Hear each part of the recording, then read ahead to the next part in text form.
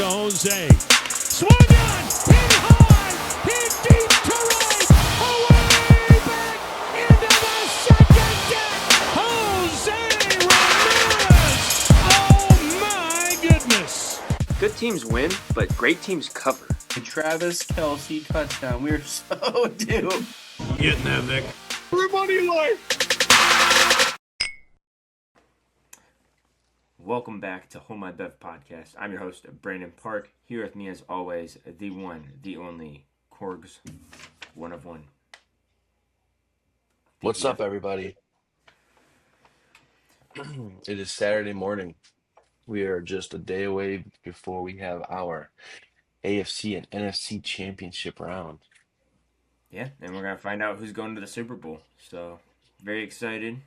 Between me and the lad on the NFC, and honestly, winner of that game is who I'm most likely going to take in the Super Bowl as well. Yeah, I've got a hot take for this. I can't wait to get into that. But before we get into it, we have a couple things to discuss. First of all, congratulations to the Indiana Hoosiers for becoming national champions. Very Yes. well done. Keep it in the Big Ten 3 years in a row, Michigan, Ohio State, and Indiana. That is amazing. Game was great, too. It was. It came down to the wire, and Mendoza really looked like a real quarterback. But what I noticed was, aside from him scrambling to get that nice 12-yard touchdown and finding Becker, multiple times on fourth down, he's going to need an offensive line if he's going to get drafted to the Raiders overall, first overall. So hopefully the Raiders are smart and they protect his ass because he could be a good quarterback. That was an incredible championship performance by a Heisman winner, MVP of the game. I mean, Mendoza looked like the real deal in that game. Yeah, like I've said before, I literally think he's copy and paste Jared Goff with Yeah, a slightly higher ceiling, but yeah, totally. Will be exciting to see what he can do in the NFL. Hopefully, he is not a first overall bust. yeah, don't want to see that. Like the guy too, so Yeah. We did things a little different this week. We are going to have the recap from the divisional round since there's only a few games. And then we'll partner that with the preview for the championship week since we only have 2 games. So with the divisional round, Saturday night we had the Denver Broncos and the Buffalo Bills playing in probably one of the greatest playoff games I've watched in a long time. Um, Denver coming out victorious in overtime with a game-winning field goal.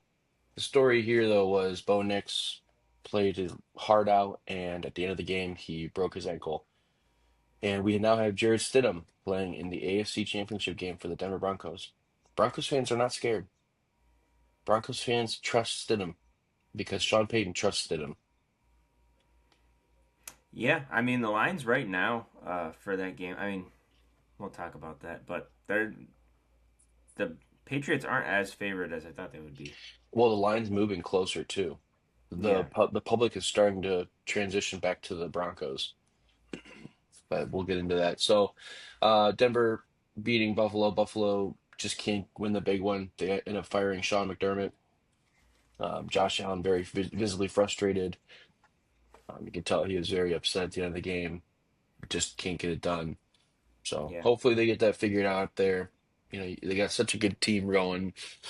It sucks to see them. You see Josh Allen crying in his press conference, but you gotta get it done, dude. You didn't have Mahomes or Burrow in this playoffs. I mean, what you lost to Bo Nix? this was his year. I mean, Yeah, I mean Bo Nix. No, and I'm not gonna discredit Bo Nix because Bo Nix is probably a top 5 quarterback right now. He's proven it this year. Um, But in this sense, Josh Allen had the perfect alignment to go to the Super Bowl and just couldn't get it done.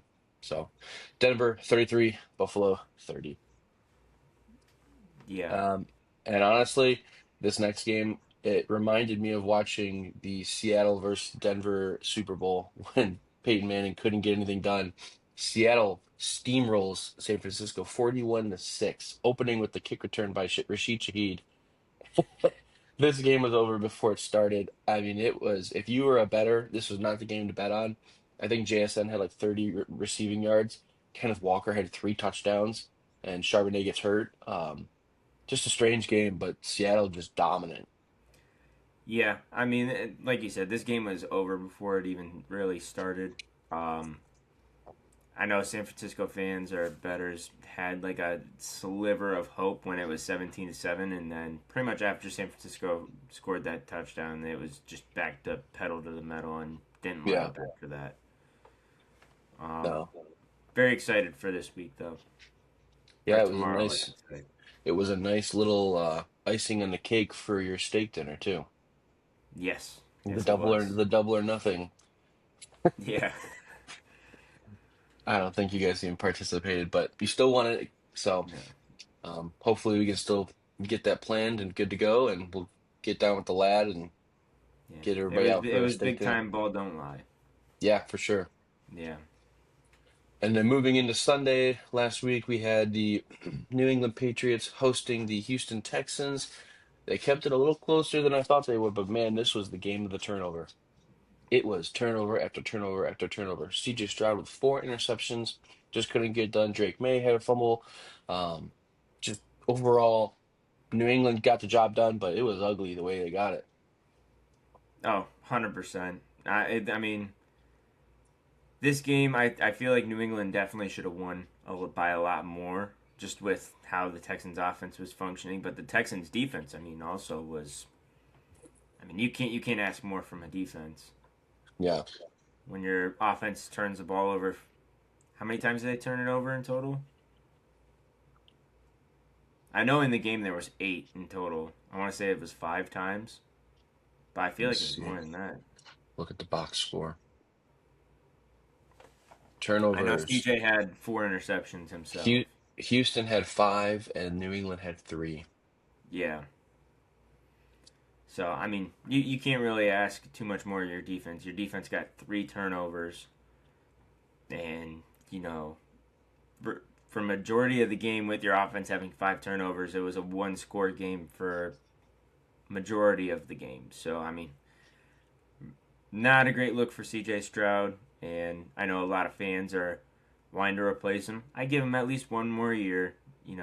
I still think that he has a chance to be that guy he was his rookie year, and Well, um, yeah, and I'd like to see Tank Dell come back and give him Nico another Collins. I weapon. mean, Nico Collins wasn't playing in that game either, but Yeah, I I mean, mean, his top Nico receiver was, Collins isn't throwing interceptions, but yeah, his top receiver was Higgins in this game. I mean, and Woody Marks couldn't get the running game going. He had 17 rushing yards on 14 carries. Now, granted, the New England Patriots have like the best rushing defense, one of the best rushing defenses right now, and I mean, they shut him down, but yeah, Stroud had to get something going, and he was overpassing. I mean, we see 4 interceptions, but yeah, if you got nobody to pass to, no excuses, but because Tom Brady never had a huge receiver to throw to, he got the job done. But that's the difference between the GOAT. yeah, he had Randy Moss, but Well, but he didn't they win a didn't win Super the Bowl, Super Bowl though. right? He didn't win a Super Bowl with Randy Moss. Yeah, So, and then we move into the shocking, the upsetting Chicago Bears hosting the LA Rams. this game had me at the edge of my seat in the fourth quarter. I mean, before the fourth quarter, it kind of felt like background noise, but once the fourth quarter was on, it was a whole different ball game. The Chicago Bears find a way to come back in almost every fourth quarter game. They make it interesting. Um, I had said that the Denver Broncos and Buffalo game was one of the best games I've watched in a long time. This game was right up there just with the thrills, and it comes down to just the fourth quarter. The Bears end up coming back, and on a miraculous fourth down play from the 20-yard line, Caleb Williams runs backwards 20 yards, turns around, and just chucks it up to Love or Komet in the corner of the end zone for the tie. I know the lad in the group chat was asking if they could tie, and if anybody could tie, it would be Sean McVay. He was pulling out the rule book, but they go to overtime, couldn't get the job done, throws a pick, and the Rams convert a field goal to win the game 20-17. I wasn't overly impressed by either team in this game. Like nobody really stood out. Again, multiple turnovers, that wins the game for you if you're causing turnovers. I think Chicago's going to be right back here next year, though. This is a good Chicago team. I think that they really proved that they're not just lucky or whatever. I mean, they beat some good teams this year and they held their own in this playoffs, and it was sad to see them go down, but boy, does Matthew Stafford want that ring again. Oh yeah, and I mean, as much as I would like to see the Seahawks win, I mean, like I said, I want winner of Rams Seahawks to win the Super Bowl. Yeah. Um, If some, I mean, we'll get to it, but yeah, I'll save my what I'm rooting for because it's crazy. But yeah. I got a lot of scenarios. Okay. Okay. So, Uh, but that's the divisional recap. Did you have anything else from those games? just kind of on that last game you were talking about. I know you mentioned Bo Nix being a top five quarterback now. I mean, I don't know if I'm quite ready to put Caleb in that conversation, but I think Caleb, talent wise, is definitely a top five quarterback. That pass to Komet alone said everything I needed to see. I mean, he dropped back, what, 40 yards? It was at least 25 yards. Well, The 40-yard line, but Yeah, yeah. to the 40-yard line. Yeah. Um, the thing about Caleb is it's the experience. I think you could argue top 10 right now. Yeah, He's got I definitely think he's in the top 10. he I'd probably put him like 8, 9. shows signs of Mahomes, in Mahomes Six, seven. prime. Yeah. He shows prime Mahomes, making those plays, and that's what they're looking for. Um, but yeah, I think there's no argument that he's a top 10 quarterback for sure. Yeah, and I mean, he's gonna have another season under Ben Johnson's offense, and he's not gonna have to learn as the season's going on. He's gonna be going into the season pretty well experienced with his playbook, so and play calling. So I feel pretty good about the Bears next year, and as much as I like seeing the Lions win, because Hmm. I've turned into a small Lions fan ever since our bet. Yeah, Uh, what, 2 years ago? Yeah, 2 years ago. 3. Was it three? Well, it was 3 seasons ago Well, because now 3 seasons ago. Yeah. we did the AFC North, NFC North, NFC South, NFC West. So it's probably 2 years ago, Yeah, two 20, years ago, but yeah, three I know what you seasons mean. ago. Yeah, so I've kind of always just rooted for them and wanted to see them do good. I mean, I got an Amon-Ra St. Brown jersey for God's sakes, but um, yeah, I'm very excited for them next year. But other than that, let's go ahead and get into the AFC and NFC Championship round. Starting with the AFC Championship, we got the New England Patriots visiting the Denver Broncos. Patriots are favored on the road in this game, with Bo Nix being out with the broken ankle, by a 4 point or 4.5 point spread. I don't know why I said 4.5. 4.5 point spread with an over under 43.5. Dylan, I'm not gonna lie, I'm loving that plus 4.5 from Denver. So I love Denver money line. That was my hot take of this playoffs. Okay, I mean I think the defense is good enough. Here's my thing. Yes, the defense is good enough. I have a feeling that this game is going to come down to who makes the first turnover, who stays poised, and can Sean Payton do it again? I think Sean Payton might outcoach Mike Vrabel in this game. I think that's what's going to come down to. Um, I mean, the only thing that's really holding them back is Stidham, but they're getting J.K. Dobbins back for this game. That's going to open up their run game, their short pass game. I think Pat Bryant's coming back. They're going to have a full strength team minus Bo Nix. Can they pull off the Nick Foles? Yeah, That's what I. I mean I think a lot of it's gonna have to do with Denver's rushing game too. They're gonna need a lot of other running backs where that's been an area where they've not been necessarily one of the better teams Hmm. in the league with. But Patriots have the number one rushing defense, so I think if they're gonna have any chance, they got to get something going on the ground. Not Yeah. asking them to move worlds, but Hmm. gotta help them out somehow. especially losing Bo Nix hurts a lot with their rushing game as well. So um, they're gonna need to help Stidham out big time. But Yeah, I'm right with you. I'm not necessarily opposed to Denver money line at all. I I mean, think it's going to be a if close game and a lot better game than everyone thinks it's going to be. So yeah, I think this is gonna be a great game. I mean, it's yeah, already been like we've said, like one of the best playoffs we've seen in a while. This has got the making of a great storybook for this Denver team with Sean Payton. But it's also a great storybook for Drake May. So that's where, I want Denver to win this game. But if Drake May and the Patriots end up fucking somehow getting to the Super Bowl, even if they had the easiest path to the Super Bowl, they still won all those games. I mean, well, I mean they were picking in the top four last year. I mean, it's a huge turnaround. I mean, yeah. it's incredible. Um, so I have some more stories to go along with the Super Bowl, but I'll wait until we talk about the next game. Alrighty. Let's go ahead and get into the next game. We have the NFC Championship where we have the LA Rams visiting the Seattle Seahawks. Seahawks are favored at home by 2.5 points with an over under 46.5. I mean, this one's a tough one for me. I feel like I've been riding with the Seahawks the whole playoffs and the whole season, and I'm going to stick to it, especially with them being probably the hottest team in football right now, playing at home.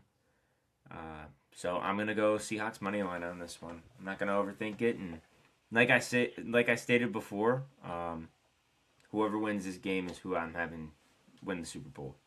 I Yeah, think this is the Super Bowl matchup right here. I'm 100% going to be picking the Seattle Seahawks here. Same as you, been riding hot with them this year.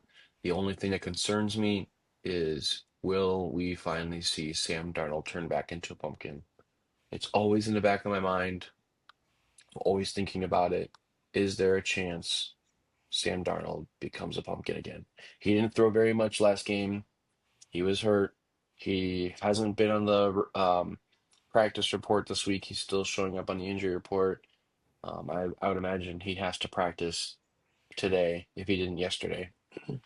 Um, Uh, yeah, I was going to say, I saw that he cleared. okay, so he's good. Yeah, Okay, well, up until like Wednesday or Thursday, he still was on the report. You lose Charbonnet, so it's all Kenneth Walker. Will which that is be about enough? time. Yeah, but will that be enough? I just hope that they can get the job done. Their defense is stellar. Their special teams is amazing. You're good there. So you're just going to have to commit to the defensive battle and just stop uh, Matthew Stafford, which they could just be getting hot right at the right time. Right, right, And they got 100%. Devontae Adams back. They didn't really get Devontae involved in the Chicago game. I think it was until the third quarter that he even got his first catch.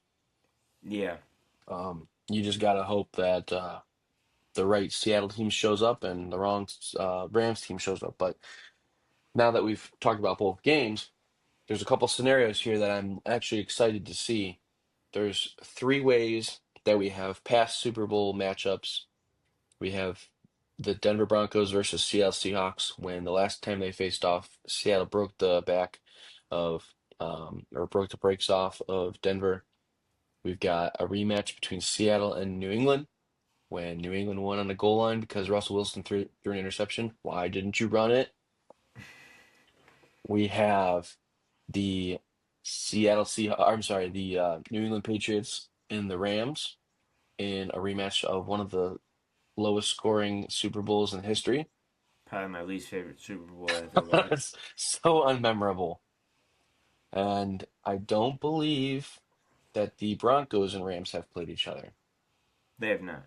So that's the game I'm rooting for.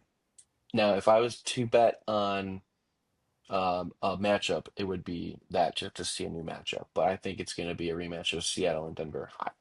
I 100% think that the Denver Broncos can do it, and I think that the Seattle Seahawks are going to win if Sam Darnold shows up. But um, I don't know. I'm kind of hoping for a new matchup. I just something different. Yeah, no, I mean, I'm right with you on that. I always like seeing new people get into the Super Bowl. I do think it'd be interesting having your Super Bowl starting quarterbacks be Sam Darnold and Jarrett Stidham.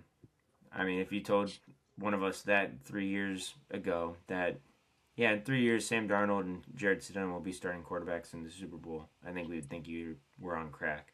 I would say if you even told us that at the beginning of the year, I don't Yeah. think people would believe it. No.